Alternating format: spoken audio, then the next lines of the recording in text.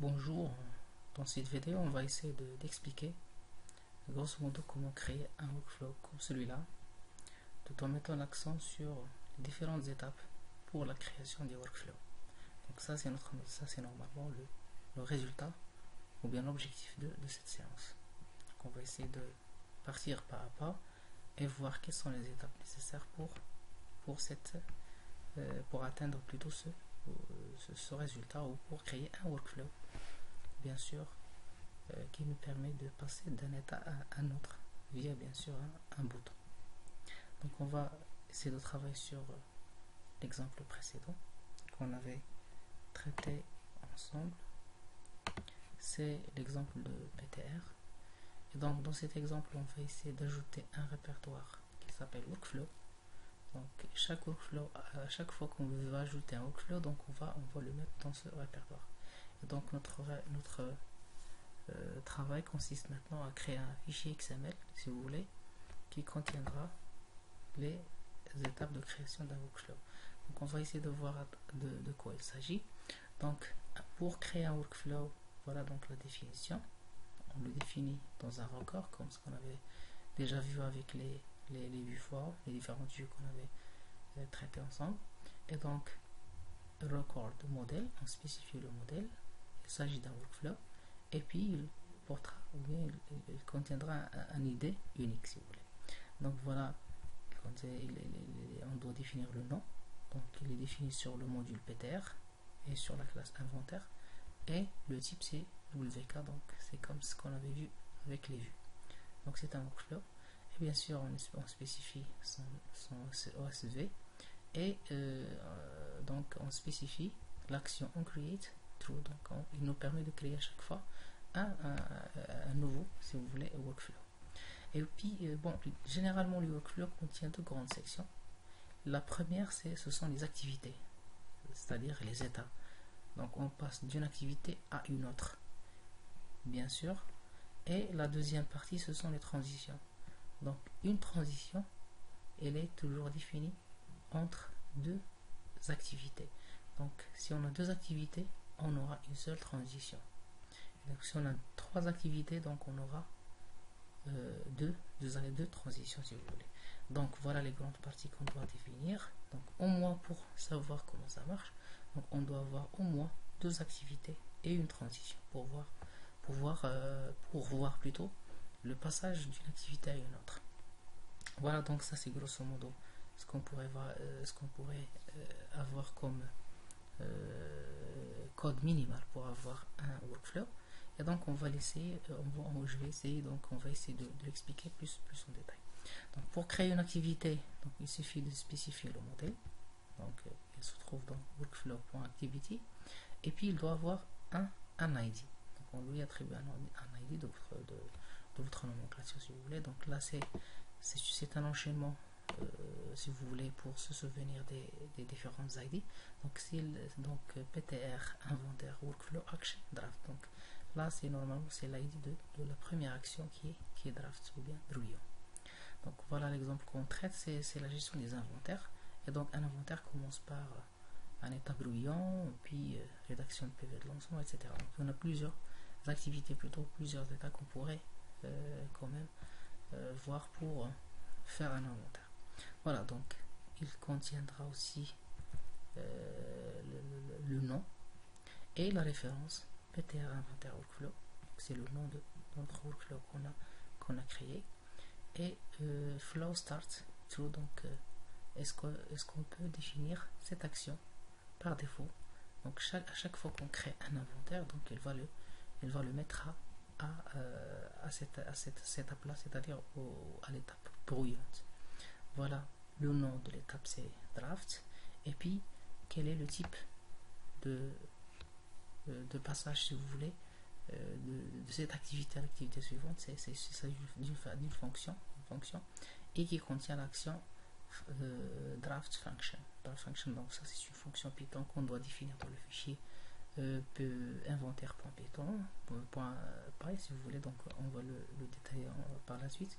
Et de la même manière, on définit notre activité, c'est-à-dire l'activité qui concerne la rédaction de PV de lancement Donc c'est de la même manière, donc il portera un ID bien sûr, et il repose sur le même workflow qu'on avait défini. Et voilà donc le texte qu'il va afficher. Et donc on va faire appel à l'action rédaction pivot de lancement qu'on va définir tout de suite sur le fichier Py. Et donc voilà la transition, ça ne sera que la transition, on va définir la transition entre l'état 1 et l'état 2 si vous voulez. Donc il va avoir un ID unique. Et donc là pour l'action, la première action from, donc l'action de départ, il va partir d'où vers où. Donc il va partir de PTR inventaire workflow action draft, c'est-à-dire de cette action là, plutôt cette activité là, vers donc action 2, on met la référence, donc on met l'ID de la deuxième activité. Et donc là le signal de passage, c'est-à-dire le signal sur lequel on va si vous voulez appuyer pour faire le déclenchement de la transition entre les activités. Donc il s'agit d'une rédaction de PV de lancement, donc on doit le définir aussi dans le fichier Py. Alors si je reviens au fichier ptr.py, donc voilà, donc on doit définir la première action, plutôt la première fonction, draft function. Donc def, on définit une fonction Python, draft function, self URID IDS context également, et donc self write avec l'utilisateur courant, bien sûr qui aura comme argument IDS, et bien sûr dans le champ il va agir sur le champ state qu'on définit ici dans les colonnes, donc comme file selection. Donc state il contient plusieurs valeurs, c'est une sélection, draft, rédaction de PV de lancement, signature de courrier, etc. Donc il y en a beaucoup d'étapes qui vont être le sujet de notre workflow. Et donc voilà le texte qu'il va, bon l'action plutôt qu'il va normalement qui va retourner cette fonction là. Donc voilà draft. Donc on définit pour chaque état ou chaque activité une fonction bien sûr. Donc voilà la première fonction. Et voilà donc la deuxième fonction de la même manière, rédaction de PV de lancement qui va agir sur bien sûr sur l'élément ou bien le champ rédaction de PV de lancement. Donc, de la même manière, on peut définir les autres fonctions. Donc, voilà, on va essayer de voir comment ça marche avec la première, si vous voulez, avec la première transition. Et donc, là, une fois on a fini avec notre fichier Python, donc on va essayer de voir notre fichier workflow. Ok, donc là, on l'avait fini. Et donc, on va essayer de voir si vous voulez, le fichier XML. Donc on va agir sur le fichier XML pour visualiser, si vous voulez, ce workflow. Donc on va essayer d'ajouter un header dans lequel on va afficher le champ state, le champ state qu'on a défini sur ptr.nv.py. Voilà, donc on va essayer d'afficher ce workflow là. Là pour afficher donc donc le widget status bar, donc il va l'afficher sous forme de statut bar, c'est un mode d'affichage. Et donc est-ce qu'il va la rendre visible ou pas? Donc si on n'a rien spécifié, donc il va la rendre visible. Si on veut le masquer, donc on va le mettre sur false. Donc on va essayer de voir maintenant comment ça ressemble. Donc je vais redémarrer mon serveur OpenRP.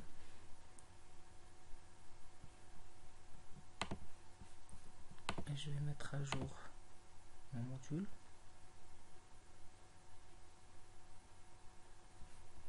Ok, j'actualise parce que là on a modifié un peu les fichiers.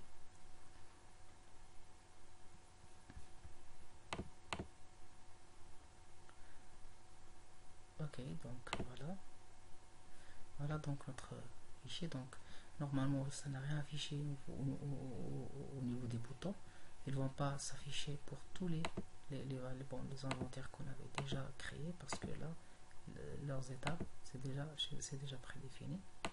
Alors là, pour voir un peu le bouton de passage, il faut créer un nouveau inventaire.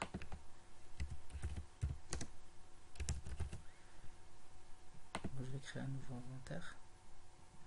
Bon, on va commencer le 21, finir par le 31. J'enregistre. Donc voilà, il nous donne l'état brouillon. Donc il le met par défaut parce que c'est ce qu'on a défini sur le fichier, si vous voulez, workflow, pardon. Voilà, donc le fichier workflow, donc là on l'avait mis comme flow start, donc il va le mettre par défaut. Par défaut, il va mettre la valeur brouillon, si vous voulez, donc dans n'importe quel inventaire concret, donc il va le mettre par défaut à l'état brouillé. Donc voilà, donc là il n'y a pas de bouton de passage, si vous voulez, donc on va essayer d'ajouter un bouton de passage de l'état brouillon à l'état de rédaction de PV de lancement. Mais avant de passer à cette étape là, donc on va essayer de voir un peu comment visualiser le statut bar, si vous voulez.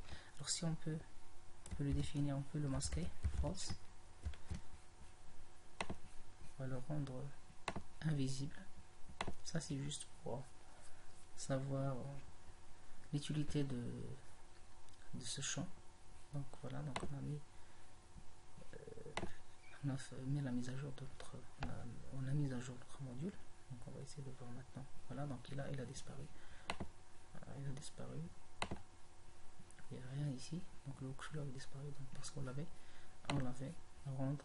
rendu plutôt invisible. Donc je reviens. Je vais le rendre visible, mettre à jour. Voilà, donc je vais actualiser la page pour qu'il prenne en charge les modifications, si vous voulez. Voilà, donc voilà, donc il a rendu visible. Maintenant on va essayer d'ajouter un bouton qui permet de faire le passage entre brouillon et rédaction de PV de lancement. Voilà, donc ce bouton on va l'ajouter normalement au niveau du header. Et donc ce bouton ça ressemble à quoi? Donc on va essayer de l'amener. Voilà, donc là le premier bouton, donc bouton, il portera le name rédaction de PV de lancement, c'est le nom de l'action, bien du signal plutôt, qui va faire la transition. Et là c'est ce qu'il va afficher normalement, l'intitulé. Bon, c'est la libellé du bouton. Et state, c'est-à-dire là où il était, c'est-à-dire l'état initial. Et le type, si ça est bon, il s'agit d'un workflow. Donc on va essayer de voir qu'est-ce que ça va donner. Donc à chaque fois qu'on fait une modification sur XML, donc il faut mettre à jour le module concerné et puis faire une actualisation du module, plutôt de la page du module. Et donc là il n'y a rien, donc le bouton ne s'affiche qu'après la création d'un nouveau inventaire, si vous voulez. Voilà, donc il a affiché le bouton PV, bon, rédaction de PV de lancement. Donc une fois je clique sur le bouton, donc il passe à l'étape suivante et il disparaît. Donc de la même manière, donc on pourrait ajouter les autres boutons si vous voulez pour chaque transition. Donc ils étaient déjà bien préparés, si vous voulez. Donc on pourrait directement les ajouter et voir comment ça marche. Voilà, donc de la même manière on peut concevoir les autres boutons. Donc le premier, bon, ça concerne l'état, si vous voulez, l'état brouillon, donc entre l'état draft et l'état rédaction de PV de lancement. Le deuxième, c'est entre signature de courrier et rédaction PV de lancement. Donc à chaque fois qu'on ajoute un bouton, donc on lui communique quel état destinataire et quel est l'état initial. Donc de la même manière on peut créer tous les autres boutons, si vous voulez. Celui-là c'est entre désignation de l'équipe, si vous voulez. Donc l'état initial c'était signature de courrier, c'était l'état précédent. Et de la même manière donc, on peut mettre tant de boutons qu'on désire. Voilà, donc on met à jour notre module.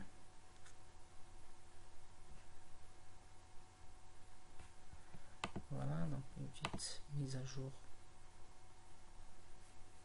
de l'interface. Donc là normalement c'est de préférence de préférence d'ouvrir deux fenêtres là, une pour la mise à jour du module, pour ne pas gaspiller du temps, pour gagner un peu du temps, et l'autre c'est pour la vérification de votre module en question. Donc voilà donc le bouton signature et validation de courrier. Donc si je clique, je passe à l'étape suivante.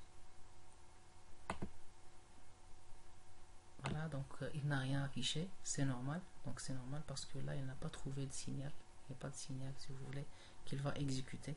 Donc ce qu'il faut ajouter ici, on a ajouté les boutons, mais on n'a pas ajouté les activités si vous voulez dans notre fichier. Voilà, les activités dans notre workflow. Donc là on a utilisé que deux activités si vous voulez et une transition. Donc on va essayer de ramener les autres activités. Voilà les autres activités qu'on peut carrément voir. Alors les autres activités,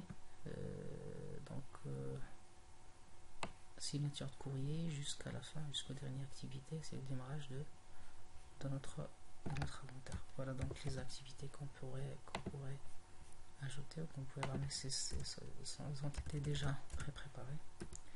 Juste pour expliquer comment ça marche. Et bien sûr les transitions. Donc on avait une seule transition, donc on va lui ramener les autres transitions si vous voulez. Ok, donc les autres transitions. Donc là, normalement, si on a n activités, donc on aura n-1 transition, c'est normal. Et donc là, si on voit très bien, donc il y a un appel d'autres fonctions qu'il faut quand même définir sur le fichier inventaire.py. Donc là, on a défini que deux fonctions, mais maintenant, il faut ramener les autres fonctions qu'il faut définir. Et donc, on va définir les autres fonctions, si vous voulez. Les autres fonctions. Voilà, donc ils sont dans PTR. Voilà les autres fonctions. Donc signature. Vous voyez. Jusqu'au dernier. Bien sûr.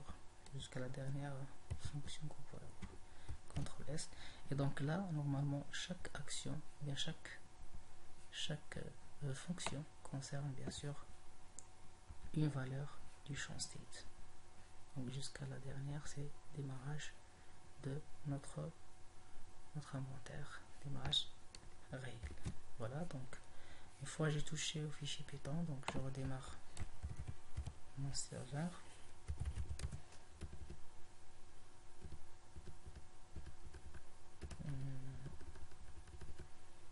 Ok.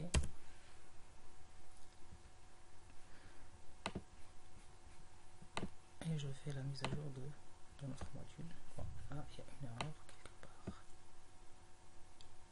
Ok, là, cette erreur-là, normalement, lorsqu'il génère cette erreur, il y a un problème d'espace, normalement, dans le fichier Python. Donc, on n'a pas bien respecté les espaces dans les fonctions qu'on avait ajoutées. Et donc, là, il faut faire attention à ce point-là, à ce niveau-là.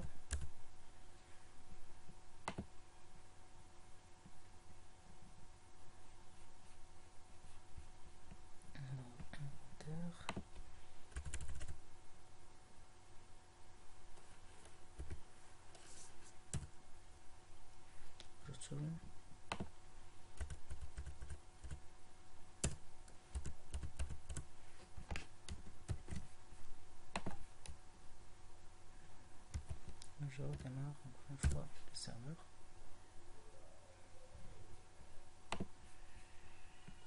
Et la mise à jour. Ok, toujours un problème.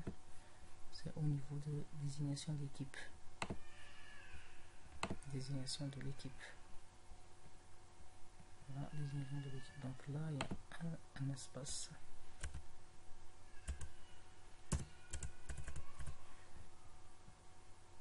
Et je refais la même chose pour les autres.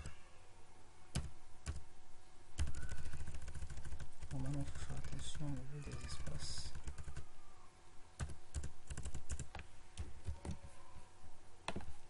Je redémarre serveur. Je vais essayer de voir l'erreur, elle est à quel niveau maintenant. Diffusion RPE, voilà, diffusion RPE function. Donc diffusion, donc on va faire la même chose.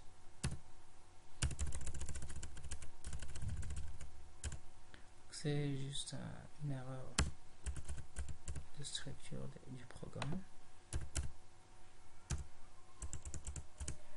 Ok, donc je refais la même chose.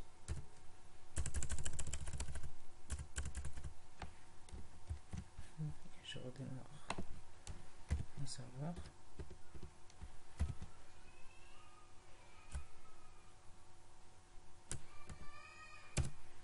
D'accord, alors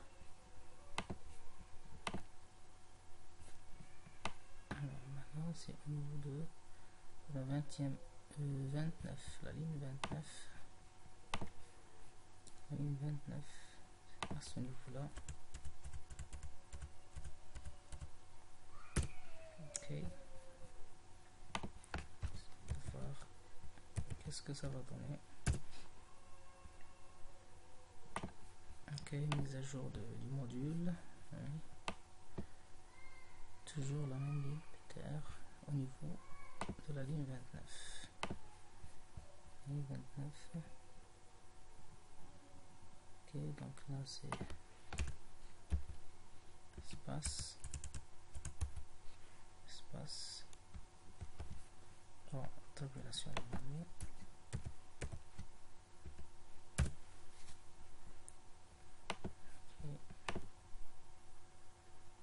Voilà, donc ça a passé. Donc c'est un problème d'espace parce que ça c'est très sensible au niveau des espaces et tabulation, donc il faut faire attention. Voilà, donc on va essayer de voir maintenant est-ce qu'il a, voilà, est-ce qu'il a bien pris dans ça. On charge les autres boutons, donc désignation d'équipe, puis lorsqu'on passe la mise à jour des plans d'action, ok, et puis diffusion d'RPE et PV de réunion d'ouverture, et à la fin un démarrage de l'inventaire, c'est l'état final, et donc on a fini notre workflow si vous voulez. Donc c'est grosso modo comment, si vous voulez créer un workflow, bien sûr avec les fichiers qu'on avait vu tout à l'heure, fichiers XML et Python. Et donc voilà grosso modo la procédure de A à Z. Bon, merci pour votre attention.